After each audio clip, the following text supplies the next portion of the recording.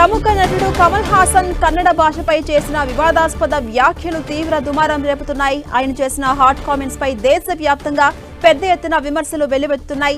చెన్నైలో జరిగిన దగ్ లైఫ్ ఈవెంట్ లో పాల్గొన్న కమల్ హాసన్ కన్నడ భాష కూడా తమిళం నుంచే పుట్టిందన్నారు. దీంతో కమల్ హాసన్ పై కన్నడీగులు మండిపడుతున్నారు. మాతృభాషను ప్రేమించడం మంచిదే, కానీ ఇతర భాషలను అవమానించడం సరైన పద్ధతి కాదని కమల్ హాసన్ తీరుపై కర్ణాటక బీజేపీ అధ్యక్షుడు విజయేంద్ర యడియూరప్ప ఆగ్రహాన్ని వ్యక్తం చేశారు.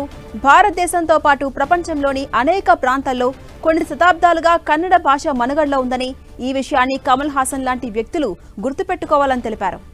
ఇక కన్నడలో ఎన్నో సినిమాల్లో యాక్ట్ చేసిన కమల్ హాసన్ ఇలా మాట్లాడటం దురదృష్టకరమని, కన్నడిగుల ఆత్మగౌరవాన్ని ఆయన అవమానించారని విజయేంద్ర యడియూరప్ప అన్నారు. కన్నడ ప్రజలకు వెంటనే కమల్ హాసన్ క్షమాపణలు చెప్పాలని ఎక్స్ వేదికగా ఆయన డిమాండ్ చేశారు. ఒక భాషను గౌరవించడం కోసం మరో దానిని అగౌరవపరచకూడదంటూ సూచించారు.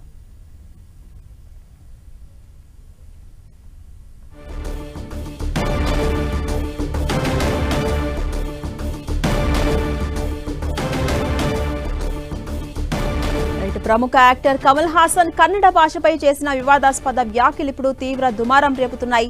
ఆయన చేసిన హాట్ కామెంట్స్ పై దేశవ్యాప్తంగా పెద్ద ఎత్తున విమర్శలు వస్తున్నాయి. చెన్నైలో జరిగిన దగ్ లైఫ్ ఈవెంట్ లో పాల్గొన్న కమల్ హాసన్ కన్నడ భాష తమిళం నుంచే పుట్టిందన్నారు. దీంతో కమల్ హాసన్ పై కన్నడీగులు ఫైర్ అవుతున్నారు.